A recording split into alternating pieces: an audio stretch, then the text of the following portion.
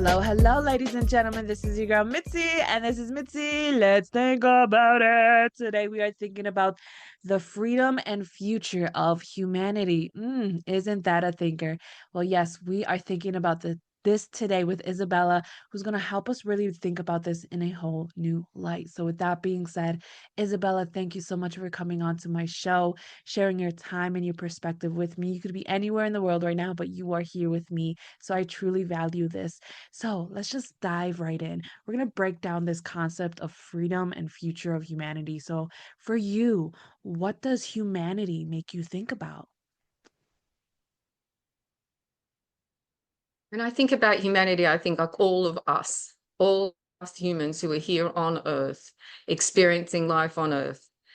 And I think about where we're at and where we're heading, and that it feels like I would call the Kairos moment for us, the karmic choice point. Yeah. And that each of us has a choice as to which way we want our future to go. Are we going to go with the AI technology? Are we going to live our life through screens and become less human? Or are we Yeah. going to continue to evolve? So that other path, the devolutionary path, or are we going to evolve as divine human beings? And each of us has a choice. Every moment we actually have a choice with our words and our actions and our intentions. And that choice will dictate the path that we go as individuals, and then the path that we go collectively. We have that power. Well, absolutely. I'm glad that you brought that up. And I feel like more people really need to think about that when Yeah. us as humans, we really do have a choice. You know what I mean? We have a choice to think a certain way, to say certain things, to act a certain way, to perceive things a certain way as well. I mean, we can truly become unoffendable human beings, but it comes to the point of your choice. How much do you want to be offended by? How much do you want to take to heart? How much do you want to attack and put out into the world?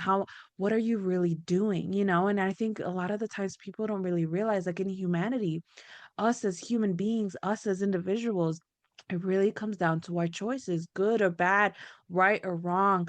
What does it mean for you? Where are those morals? Those are something that really people need to think about. So I guess it leads me to my next question. When you think of freedom, what does freedom make you think about? The ability to be able to choose freely according to what's best for me and what's best for the collective. So I'm not following a script, or I'm not following programming from childhood, or I'm not being dictated uh, to by governments or other external controlling bodies. I'm free to live my life according to natural law, which is above and beyond man's law. It's the guiding principles of the cosmos. Basically, do no harm. So freedom is me being able to live my life doing no harm, but also making a positive contribution to the collective or to my community or my family. So Yeah. that's freedom for me. Oh, I love that because I think people don't really think about that. When people think of freedom, they're just like, oh, okay, well, let's just do what I want. But it's like, well, is it really beneficial for the collective? You know what I mean? Is it really purposeful for yourself? You know what I mean? Because you could do literally anything under the sun, but not everything under the sun is really useful. You know what I mean? It doesn't really bring you freedom because some of the things that are acceptable by the world is truly entrapping yourself. You know what I mean?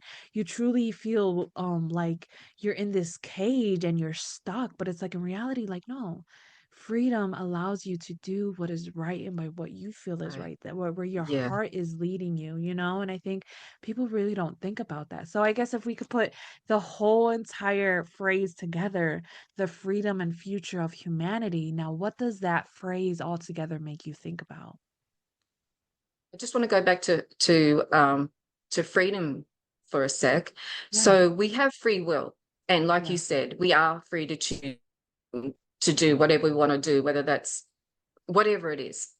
But we're not free from the consequences of those choices. So whatever choice we make is going to have consequences. It's one of the principles of natural law, cause and effect. So if you're choosing to do something that's, let's just use good, because it is it's a positive thing for either yourself or someone else, then you're going to have consequences that are beneficial. If you choose to do something that's not good, then you're going to experience consequences that are, you're going to suffer. Yeah. So in terms of the freedom and future of humanity, what my vision is all of us making choices that benefit the whole. And so we're working together as a collective. There's not the top-down power structures, but it's more egalitarian. That's what I envision when I think about where I would like us to be heading as a group, as a collective, as a civilization or a society. So we're Yeah. all following our intuition and our inner guidance, and connected to source, God, higher power, whatever. And when we do have that connection, when we're following our intuition, then we're in the right place at the right time, doing the right thing, and then we work together to make sure that everybody's taken care of, making sure that everybody's got enough food and has a safe place to live and is living a fulfilling life. It's I suppose it may seem like a pie in the sky or whatever, dream or whatever, but this is more about how traditional societies or indigenous societies lived, where Yeah. it was as a collective and not as individuals seeking their own personal fulfillment at the expense of others. Absolutely. I love that. I'm Yeah. glad. I want to touch back to earlier when you were talking about how freedom doesn't necessarily mean you're free from consequences. I think more people really need to literally sit with that and understand that, because people think that just because they act in one way in one season of their life that they're not going to have repercussions because they don't see it right there. But in reality, later on in your life, you're going to feel that. You're going to see the consequences from those actions, good or bad or whatever it may be. There's something always tied to a yes, and there's something always tied to a no. And I think that if more people realize that there's freedom, but there's no freedom from the consequences that attach to it, then Yeah. we will to be more intentional on what we're doing. We'll be more um we'll look at what we're doing and realize if it's good for the collective and not just for the moment, for the future Mm. and not just for the moment, because Yeah. every yes now is tied to another yes later on in the future, and every no now is tied to another no in the future too. And people don't really acknowledge that or even take that into consideration. And I also want to talk about how you just finished talking about how before people were just about collective, you know what I mean? All of us had a plan. Every like in the indigenous world, everyone had an agenda. Everybody worked for the best for the community, for the village, for everybody who was in that town. You know what I mean? Because it was about survival, it was about unity, it was about strength in numbers. And now, for some reason, it's about strength in isolation, and strength in just being superior, and this illusion of having this superiority complex of being better than somebody else, and having this unrealistic power of over people. And I feel like that's very frustrating because it doesn't win, you know what I mean? It doesn't help anybody, you know what I mean? And it No. just reveals your fear inside. It just reveals how really scared you are inside to just want to overpower other people, but that's just how I see it. So for you, I mean, when you see other people stepping into that superiority complex, like what does that make you think about? Okay, so we're going to go really big picture here.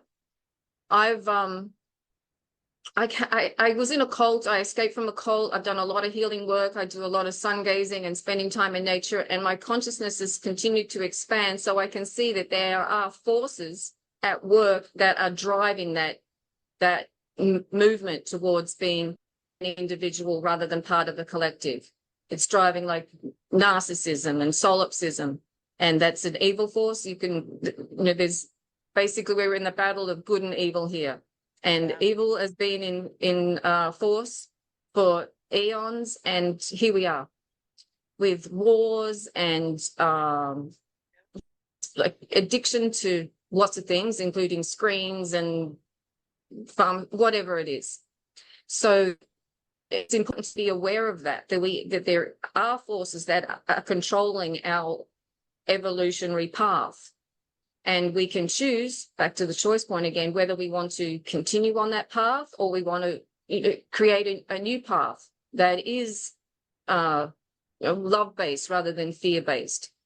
So I know that can be a bit overwhelming for people and don't want to accept that we are being controlled. These systems that we trusted, from government to the financial system, the pharmaceutical industry, the medical system, and we got the education system and then religions. These systems are all working together to keep us controlled, to keep us sick and can keep us suffering, and to send us on that devolution path so that we aren't able to become the divine humans that we're meant to be. We're not able to reach our full potential. And Yeah. so without that awareness, you don't know what's going on the bigger picture, or you don't really realize how you're being controlled. There's no way to escape, or there's no way to choose other. And just go, like when I was in the cult, I didn't know I was in a cult. I thought I was in a spiritual community with my guru. And it wasn't until I was told, hey, did you know you're in a cult? And then I went and looked up what actually are the characteristics of a cult. Then I realized, oh, look, I'm definitely in a cult. And when I could see that cage, when I could see that prison, that mind prison, then I could escape. And now it's really important to be able to recognize that we are being held within this mind prison, this cage for consciousness. There are so many factors that keep us limited in our understanding of reality. And just use the television, for example. That's a mind control device. It's not just an entertainment, like piece of machinery or whatever, technology. It's not that. It's a mind control device. And the same is for all screens, and the same is for the cell phone. And without the awareness that, hey, I am being controlled, I am being manipulated, I am being influenced, then there's no way to be able to act completely within integrity and in alignment with our higher power, so that we're realizing our potential as divine human beings. Oh, absolutely. I'm glad that you touched base on that, on your experience of being in a cult, because I don't think a lot of people understand just how like it like it frustrates me how people are so focused on, like, okay, if there's good, then there's no such thing as bad. It's just, you know what I mean? Like there's always one but not the other, but you got to realize like there's balance, you know what I mean? There's balance of good and bad, evil and beautiful, you know what I mean?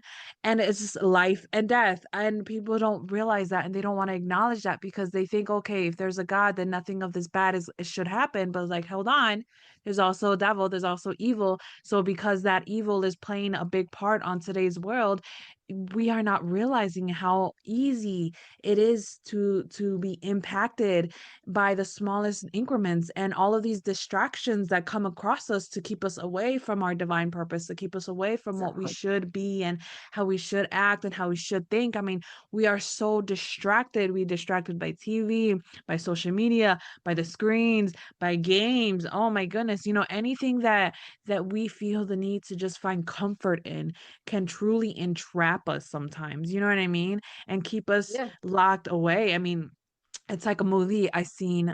There was a part where this lady was like, it's like a cage, an open cage. We're like birds in an open cage, free to come and go as we Yes. please. But then once the door is closed, then we're stuck where we're at. And we don't want to be stuck inside the cage when it's time for the door to close. You know what I mean? We want to be out. We want to be free. And the only way to be free is to acknowledge what is freedom and what is actually entrapment. What is really keeping you entrapped from being your full self? What is truly keeping you away from stepping into the unknown? And usually it's fear. What I come across, it's fear that brings people back to what is safe, or what they know, or what they grew up in. And you know what I mean? That comfort. I mean, for you, what is it for you? I just want to go back to the idea of distractions. That's what I've come to realize just fairly recently, actually, that pretty much everything that's going on in the external world and all the technologies that we've been given from television, cell phones, video games, or whatever, I'm talking about the world, the politics, the wars, and all that. Everything is a distraction. Everything is a distraction that's keeping us from our evolutionary path. And unless we realize that, then we're going to stay basically on this, we're going to stay in the cage. Yeah. We've been disconnected from our power. We've been disconnected from nature, and we've been disconnected, like, from our divine nature, and disconnected from each other. And it takes to reconnect. So it takes effort to, it's because these devices are so addictive. It takes effort to put the device or leave them inside or whatever, and go outside and spend time in nature, because basically, like, whatever's happening, we need to be as powerful as possible, and we need to be protected from all these, like, evil forces that are coming at us all different ways, from the water, the food, the chemtrails, the pharmaceuticals, just that, and the ideas, just the fear, fear, fear, fear. There's so much escalation of that. So we need Yeah. to take time to reconnect to nature, go outside, spend time, feet on the earth, get grounded for real. Like, you have to have skin to earth. That's necessary. There's no way we can balance ourselves, given all the electromagnetic chaos that we live in, without being directly connected to earth. So as much as possible, long as possible, lie on the earth, be relaxed on the earth, because that, when we're relaxed, that's when we receive the most. And earth is like a Yeah. diary that's giving us energy, giving us positive electrons, whatever it is. So we need to take time to take a walk out in nature, go and sit in a park, go and hug a tree, really, because that's another way to be grounded if there's snow on the ground, or you live in a city where the ground's covered up. Yeah. I sun gaze every morning, so I receive that highest life optimizing information through my eyes into my brain. And that is free. That's probably one of the most powerful practices that we can do. And like I said, everything is being done to keep us, of all these body technologies and natural medicines that are available, to keep us powerful, balanced, clear-minded, and on the right path, doing the right thing at the right time. Absolutely, absolutely. It's just being more aware and being more present, because people don't Yeah. realize when you are present in the moment, Mhm. being more mindful in the moment, then you realize, like, everything really is a distraction, and then you realize everything that's coming in your mind, you can really start filtering it out. You can start Yeah. filtering out the nonsense, you know what I mean? The nonsense that's coming in, that's trying to distract you again, you know what Mhm. I mean? And when you are focused in what you're doing, and even if you're doing the dishes, do the dishes with purpose. Make sure Right. everything is clean. You know what I mean? If you're walking the dog, walk the dog. Or if you're just walking yourself, just walk with purpose. You know what I mean? Like, 1 year I detoxed myself from social media, from my phone, from everything. Like, I told myself, I'm only gonna use my phone for what it's used for phone calls and for texting. If anything else, I don't even need it. I deleted every app that's could possibly be available, and I For deleted you. everything besides the main functions. And I was literally present. And while I was present, I was at restaurants and seeing everybody's head down. I was at doctor's Mhm. offices and seeing everybody's heads down. I was just sitting at the pier at the beach, just looking out, and I would still see everybody's head down or in their phone. And it just made me realize, like, I am so grateful that I took the time to remove this from me so that I can be more present in my now, because I seen value in just the sky, the wind, the Right. trees, Exactly.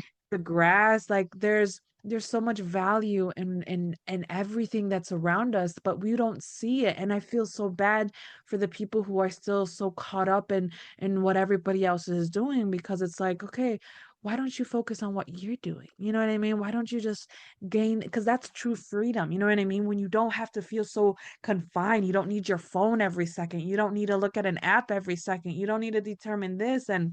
And I praise the people who make certain apps to make your life easier, you know what I mean? Great for you to do that, but at the same time, some of these apps enable us to not actually try harder, you know what I mean? To do the work for ourselves anymore. So it really does make it complicated.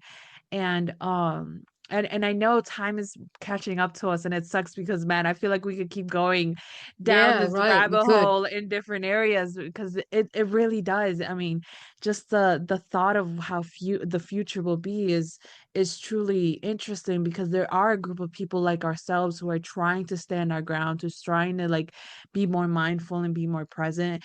And then we're fighting against the people who are just, no, it's all about being distracted. It's all about pushing the void and not experiencing your feelings, not experiencing life, not experiencing this because you got to keep up with the masses. You got to buy certain clothes just to make sure somebody likes you. And it's like, no, Right. just be you and be present. So yeah, I guess my thing is, what can be some lasting words of wisdom that you can leave us off with to keep on thinking?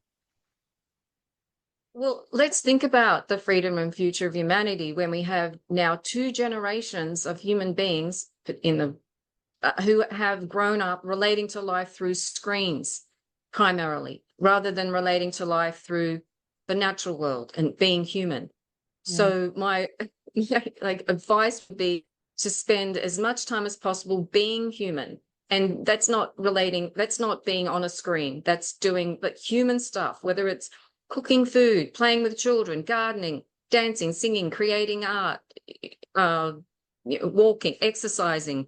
Uh, there is so many things that are being like forgotten as essential for us to stay human and to optimize our mental and physical health. So in addition to making sure that us, we're taking time out to be human, be in nature as much as possible, it's important that children are Yeah. um, that screen time's limited, especially in terms of when screens are introduced to children. But then even as they get older, and I know it takes a lot of work, but it's really important that children do appreciate the beauty of a sunrise or the kiss of the wind or the sound of the trees, because they're missing that's what makes us human. That's actually what helps our body stay healthy.